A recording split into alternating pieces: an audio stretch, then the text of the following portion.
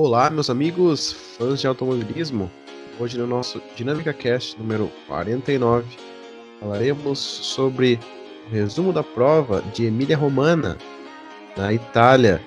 Pista de nome muito conhecido pelos brasileiros, né, muito famosa, Imola, traçado que passou por modificações e recebeu a prova, né, no calendário adaptado da Fórmula 1.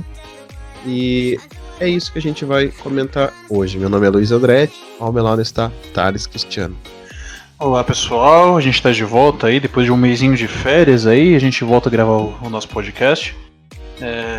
Etapa final aí do campeonato da Fórmula 1, né? Como você bem comentou, GP de Emília-Romagna, Autódromo de Imola, Autódromo Enzo Dino Ferrari, muito tradicional, né? A Fórmula 1 volta lá depois de 14 anos, a última vez que tinha corrido lá tinha sido em 2006, onde naquela ocasião o público testemunhou uma excelente batalha entre Schumacher e Alonso naquela ocasião, né? 14 anos depois a gente volta, como você bem falou, nesse calendário adaptado que a gente está passando, né? Vitória tranquila, não tranquila do Hamilton, mas naquela estratégia que contou um pouquinho de sorte com o talento, e vitória número 93 da carreira para ele, né? Isso mesmo, né? Mais uma vez, Hamilton com a sorte dele, do mundo que ele tem, né? Eu acho incrível isso, um piloto que nasceu com tanta sorte como o Hamilton conseguiu passar o Bottas, né? Bottas que teve um problema da parte do assoalho do carro dele, né? Lateral esquerdo de uma das partes do carro do Vettel, que colidiu com o Magnussen no começo da corrida, e o Bottas começou a perder rendimento, né? Perdeu a P2 por Max, depois de ser ultrapassado pelo Hamilton, e, né, foi o que foi, né? Sorte do Hamilton, não cravou a pole, dessa vez ele não cravou a pole, e foi uma vitória, entre aspas, tranquila, né? Depois ali de um tempo de verde, ele abriu, e vários outros abandonos, né? O Gasly também foi uma pena, estava andando muito bem.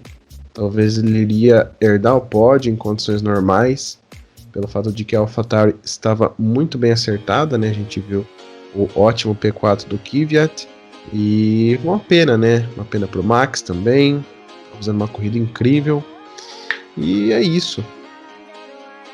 Exatamente, o Hamilton ele acabou se beneficiando das características da pista que Imola agora tem, né? Que após as diversas modificações que o circuito passou ao longo dos anos, Imola se tornou uma pista extremamente difícil de passar, né? Ainda mais para essa etapa, a gente teve uma mudança na configuração que a gente, comparado ao layout, foi usado em 2006. Eles tiraram aquela última chicane que tinha depois da Rivasa, ficou uma reta gigante ali, onde proporcionava algumas oportunidades de ultrapassagem.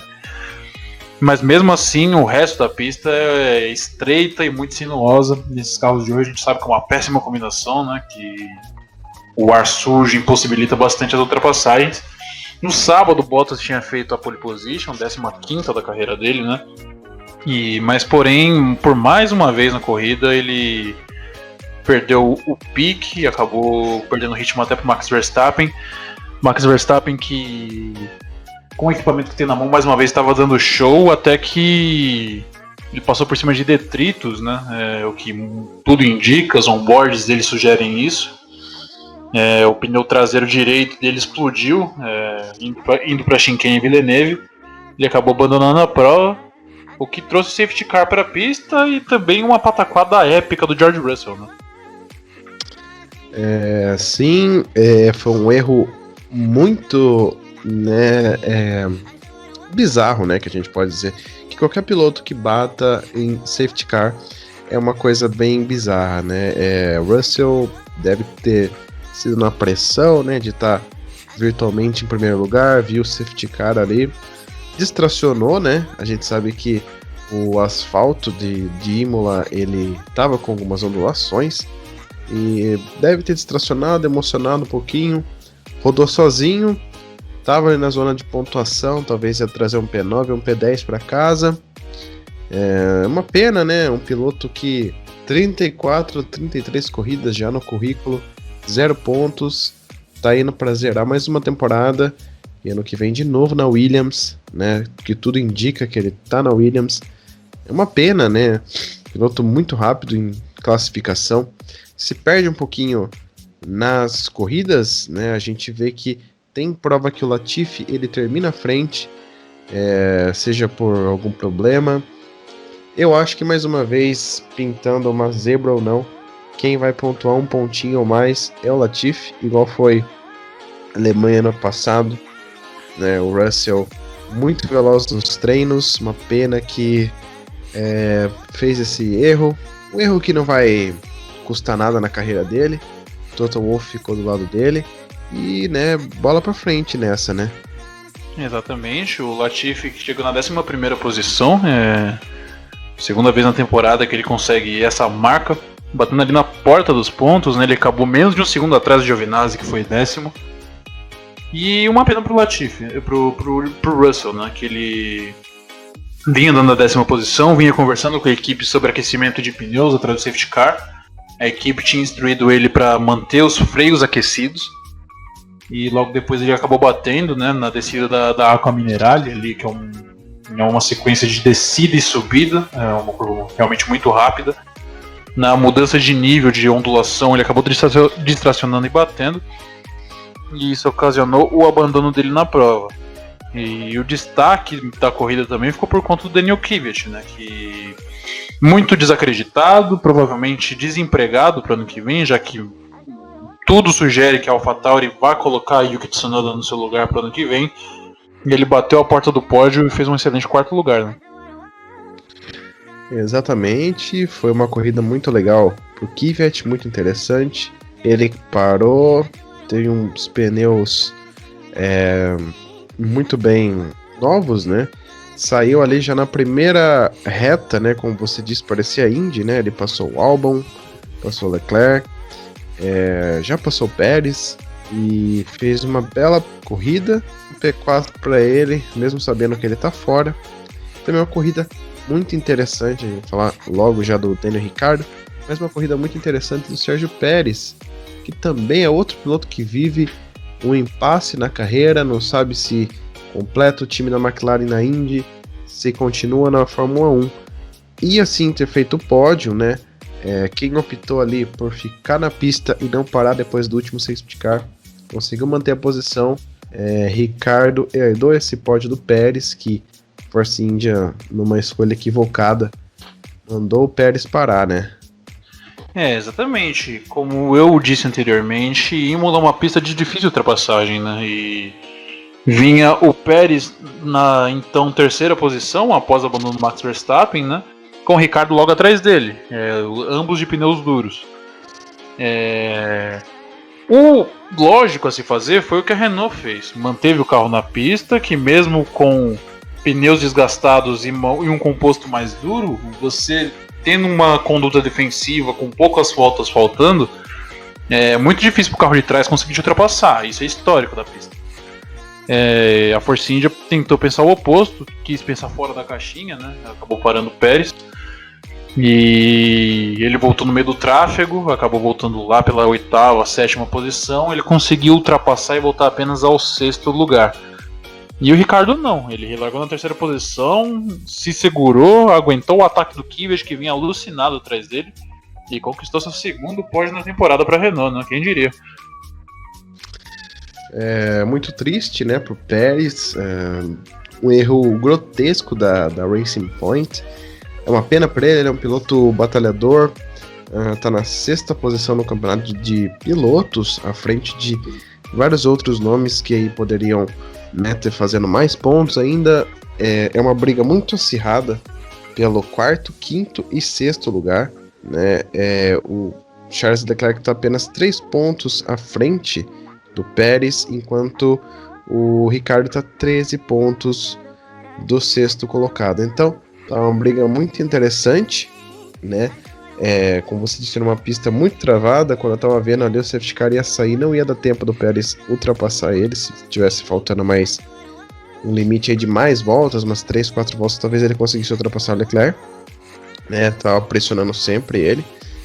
E Ricardo, positivo, né, fez a lição dele, é um piloto muito forte, tá vindo por uma reestruturação na McLaren ano que vem, né, McLaren Mercedes, que parece que a McLaren ela já tá perdendo um pouquinho de rendimento.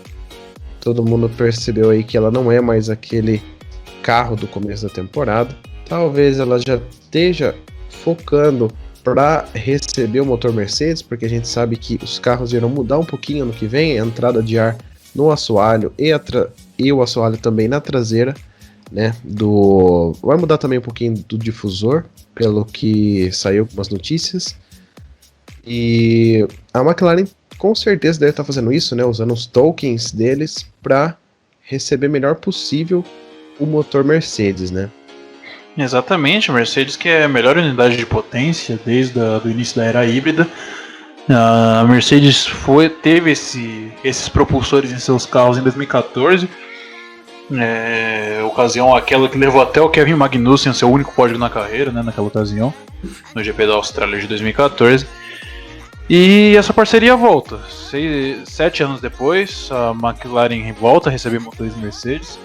E tem tudo para dar certo, né? A gente vai ter uma dupla muito promissora na equipe inglesa, o Lando Norris, que é um piloto bom, e o Ricardo, que na minha opinião está entre os 3 mais talentosos do grid atual, né? Ele em talento puro poucos se equivalem ao Ricardo hoje em dia.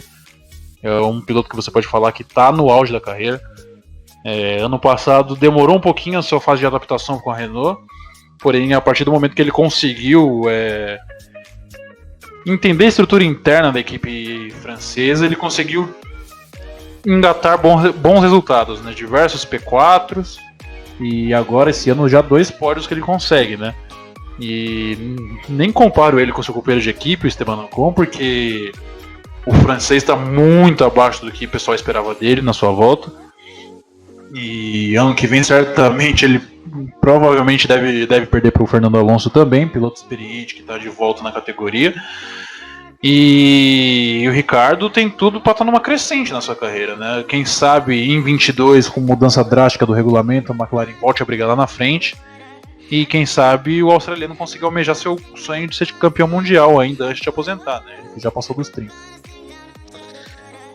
Seria uma boa chance aí pro Ricardo mostrar que pode sim ser um postulante ao título, quem sabe até servir de ponte para um dia, se a Mercedes também ficar na Fórmula 1, ele ir para Mercedes, porque a gente sabe que o Ricardo ele merece sim, pelo menos um título mundial. Ele tem 7 vitórias, tem vários pódios, né, mais de 30 pódios. E é isso, agora a gente vai falar um pouquinho do resultado da prova em si, né? 7º e 8º lugar da McLaren, né? Foi um resultado positivo, né? Eles não estavam andando muito bem nessa prova, tá?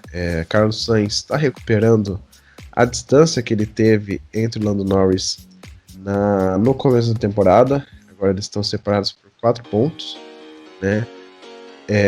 Interessante também, as duas Alfa Romeo pontuou, né? Depois dessa pataquada que o Russell fez, Kimi Raikkonen e o Giovinazzi, os dois reassinados pro ano que vem, conseguiram P9 e P10. Positivo para os dois, né? Corrida em casa, pontos. Exatamente, a afirmação do Antônio Giovinazzi, né? Que estava sendo muito contestado, muitos diziam que ele ia perder a vaga para a Fórmula 1 para a temporada que vem, e contra todas as expectativas, a Alfa Romeo anunciou a renovação dele por mais um ano. Em 2021 ele permanece. O Kimi Raikkonen a gente já esperava que fosse ficar, porque ele vem fazendo uma atuação genial com esse carro que a Alfa Romeo tem, andando no pelotão intermediário, com que talvez seja o pior carro do grid, junto com a Williams, né?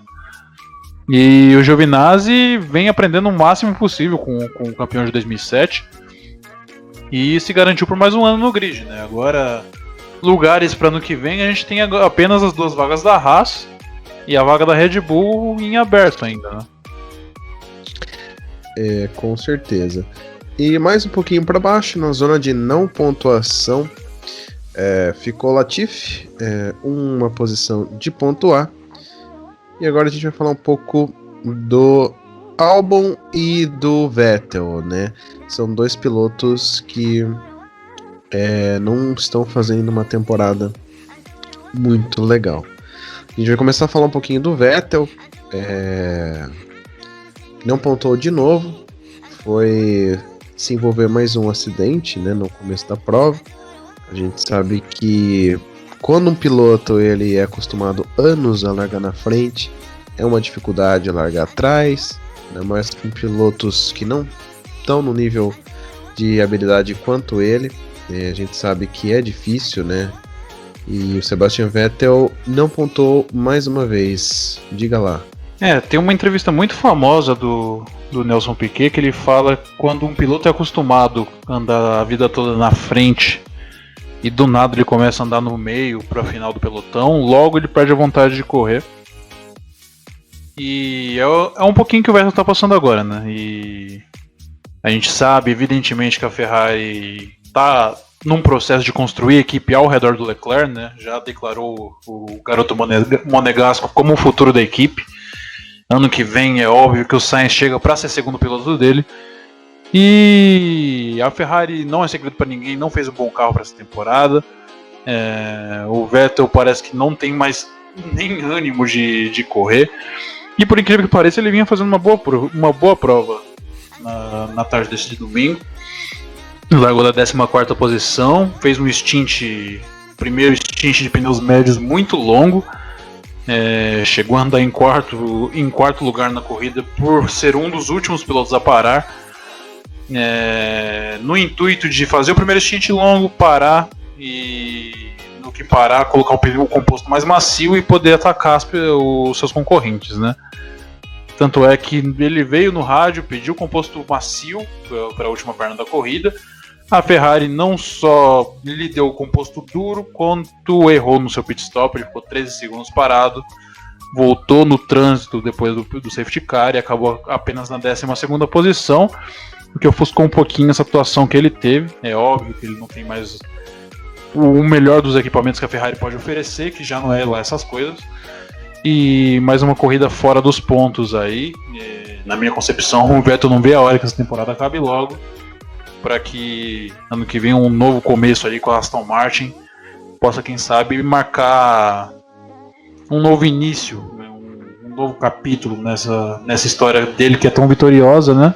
Ainda mais com esses rumores que correm por aí que o Adrian Newey talvez possa estar arrumando para Aston Martin no ano de 2023. Com certeza seria uma boa ideia. Boa ideia não, né? É uma ideia já afirmada que o Vettel foi para Aston Martin. A gente sabe também que ele virou acionista da equipe. Vai ter à disposição dele motor Mercedes, um carro que com certeza vai ser o Mercedes dessa temporada atual. A Racing Point irá usar ano que vem. E com o Adrian Newey, que é o cara que ele encontrou 4 títulos, né? A gente sabe que o Newey foi o que responsável pelo difusor soprado, né? E entre outras coisas que ele fez na Red Bull. Os dois se conhecem bem, e se o Vettel se acertar com o carro que é mais com a traseira no chão, né? A gente sabe também que o Vettel ele gosta de já carregar velocidade no meio da curva, né? Porque quando você faz isso com a traseira colada no chão, o carro permite esse tipo de pilotagem. É uma coisa que ele não está encontrando no carro da Ferrari há muito tempo, né? Seria muito interessante para ele. E seria muito positivo, né, cara? Porque um tetracampeão terminar as mínguas assim na Ferrari é uma coisa não é legal, né? Todo mundo sabe. E vai terminar sem pódios, né? E sem uma brilhante passagem por 2020. Bom, a gente deseja toda a sorte do mundo pro Vettel, né? É um cara muito simpático, talentoso. tem as estatísticas que tem, não é à toa. E só o tempo dirá, né? Ano que vem, vamos ver o que vai rolar nessa nova equipe, nessa nova empreitada do alemão. Exatamente. E a gente espera, né? Eu, pelo menos, eu sempre fui fã de tudo que o Vettel fez quando ele era mais novo, né? Tanto é que 2 recordes dele perpetuam até hoje, que é o de ser o campeão mais jovem da história da Fórmula 1 e também o piloto que conseguiu o maior número de vitórias numa mesma temporada.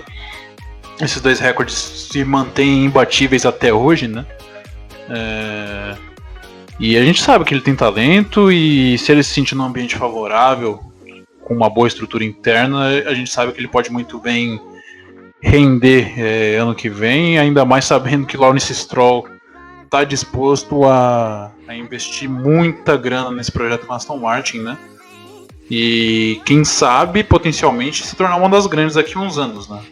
Lembrando que a Mercedes, que hoje domina tudo na Fórmula 1, iniciou num projeto parecido, né? Que foi encabeçado por Niki Lauda e Ross Brown naquela época, e Michael Schumacher também. E quem sabe, né? O amanhã Deus dará, como já diria o ditado. E falando em Mercedes, 7 títulos mundiais para os caras, né? Mais um ano que eles conseguem, um título de construtores assegurado, com a dobradinha em Imola. Nunca na história da Fórmula 1 a gente viu nada parecido, né? Com certeza foi a festa do 7º título. Domínio, né? Um trabalho muito excepcional, mudança de regulamento muito complexo, unidade de potência que só a Mercedes conseguiu êxito até então. Junto a isso a gente tem engenheiros, técnicos, né, aerodinamicistas, que já veio da época da Brown GP, lá da Honda, uma equipe com experiência, extremamente experiente, tá?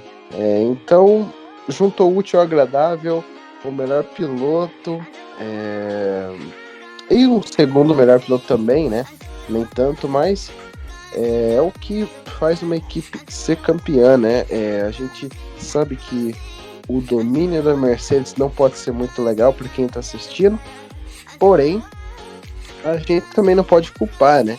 Já se foram 2 regulamentos aerodinâmicos, né? Que a gente viu, os carros com a configuração de 2009, com as asas mais largas na frente e altas e curtas atrás, e agora de novo com o carro com mais carga aerodinâmica.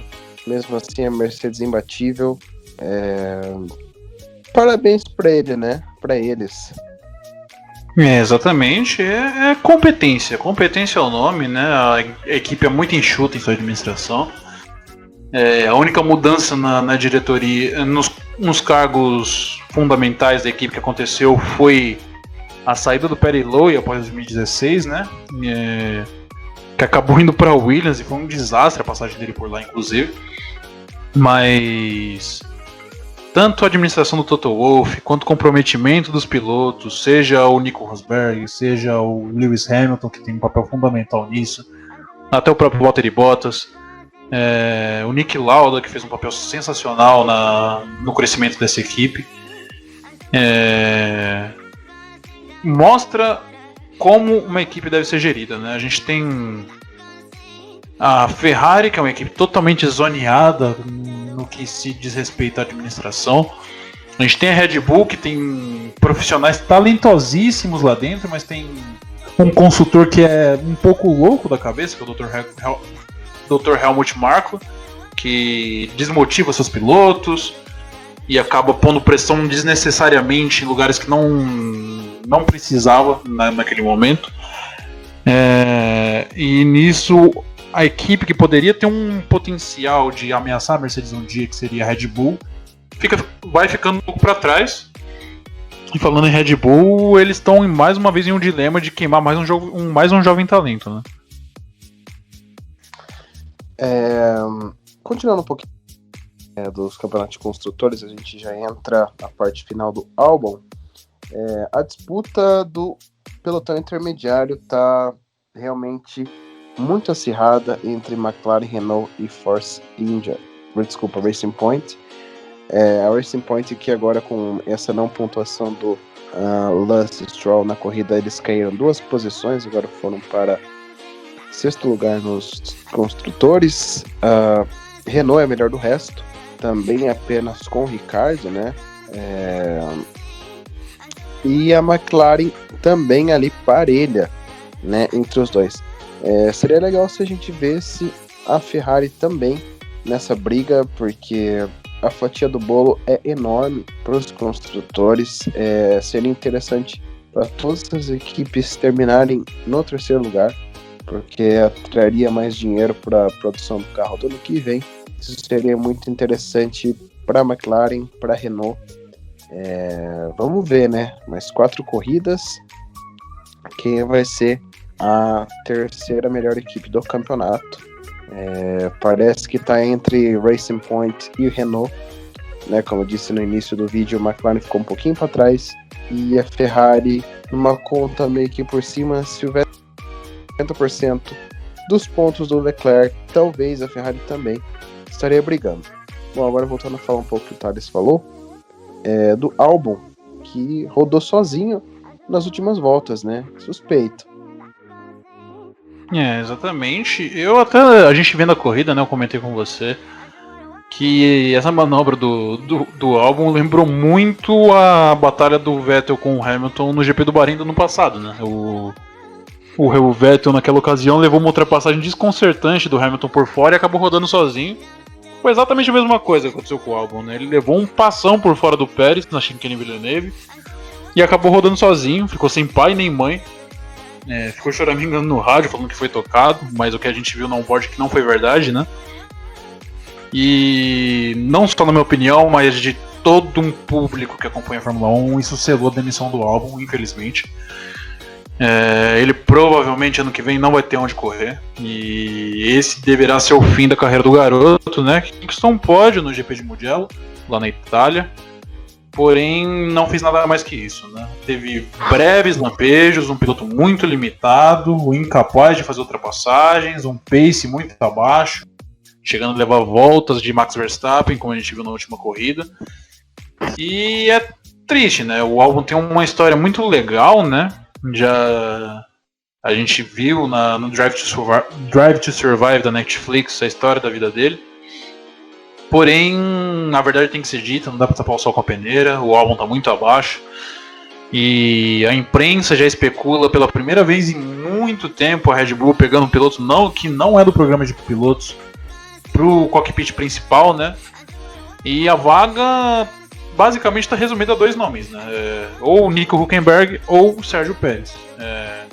O Jos Verstappen, o do Max Verstappen, falou que ele adoraria ver Nico Hülkenberg como companheiro de equipe do seu filho, que não só traria um pouquinho de competição dentro da equipe, como também o filho dele teria muito a aprender com o Hülkenberg, já que ele é um veteranaço aí da Fórmula 1, né?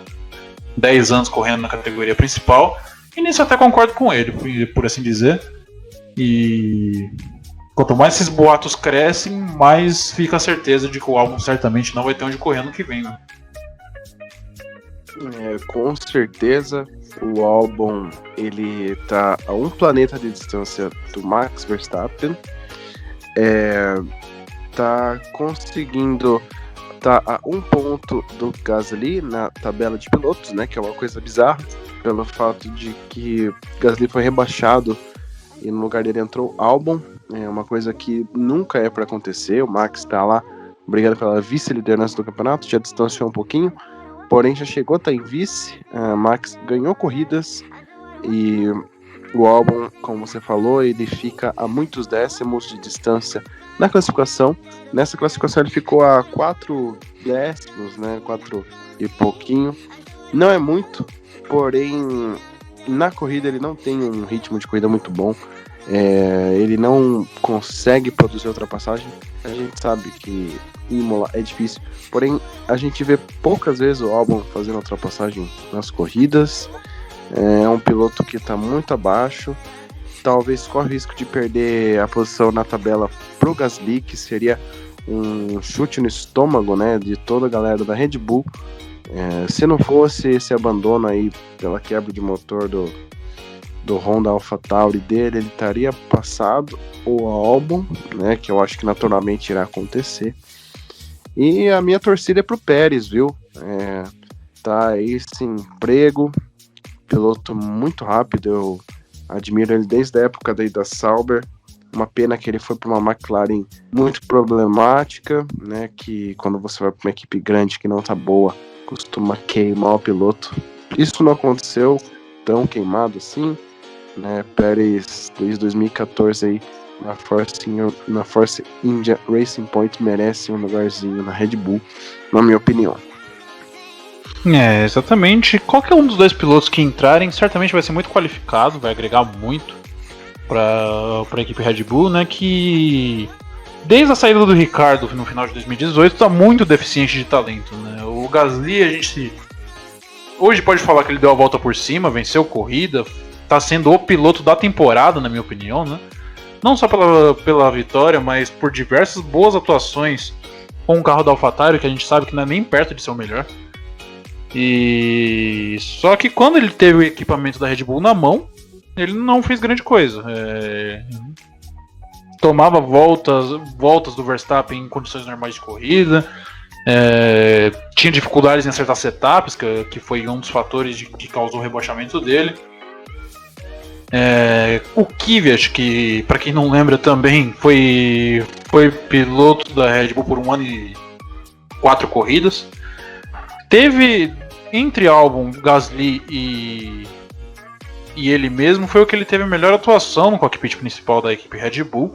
Ele conseguiu 2 pódios, né? Ambos na temporada de 2015, no GP da Hungria e no GP da China, o famoso GP onde ele ganhou o apelido de Torpedo. Porém, ele teve azar de surgir um nome chamado Max Verstappen, né? Não é segredo pra ninguém que, eu sou muito fã do Verstappen e eu acho ele o piloto mais talentoso do grid hoje. Ele com equipamento de ponta na mão seria campeão com facilidade, na minha opinião.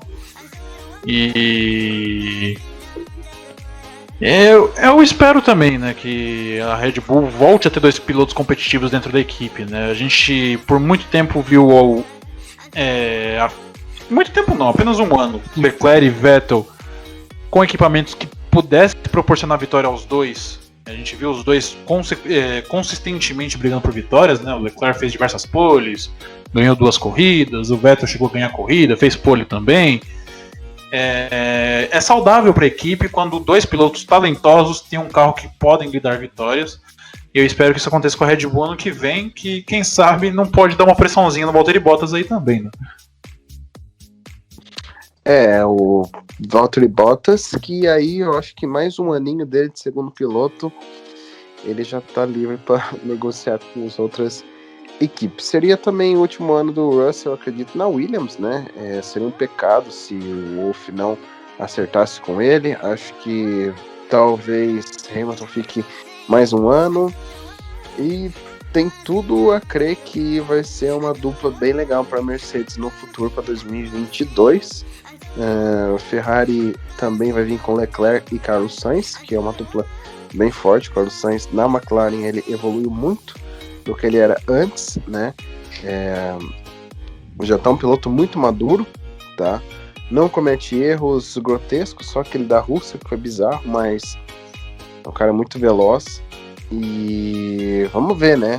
2022 promete tanto quanto ano que vem, porém a gente sabe que o regulamento não vai mudar. E é mais um aninho de Mercedes, né, meus amigos? Infelizmente, agora tem esses boatos correndo, né? Que o Hamilton, pós-corrida, na coletiva de imprensa, falou que não sabe se estará no grid ano que vem, né? Lembrando que a Mercedes ainda não anunciou renovação com o Lewis Hamilton, o contrato vigente dele acaba no final dessa temporada. E seria um choque se o atual recordista, atual campeão mundial, 7 vezes campeão mundial, deixasse a categoria assim do dia pra noite, né? A gente teve casos no passado de campeões aposentarem enquanto estão por cima, né? Vídeo Alan Prost em 93,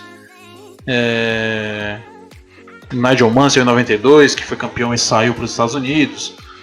Diversos casos semelhantes, né? A gente quase teve isso com o Schumacher em 2006, que perdeu o título, se eu não me engano, por 3 ou 4 pontos, porém poderia ter conquistado naquilo que seria seu 8º título e aposentado por cima também.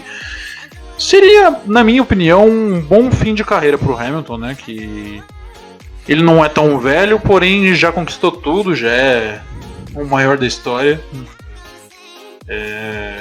Conquistaria assim seu 7º título. A Mercedes já se pronunciou, falou que não quer extensão com o Hamilton por apenas um ano, quer um acordo de 2 ou 3, pelo menos. E talvez não seja o que o Hamilton quer, né? Não sei se por não querer se comprometer por longa data à categoria ou se ele pensa em outra equipe futuramente, né?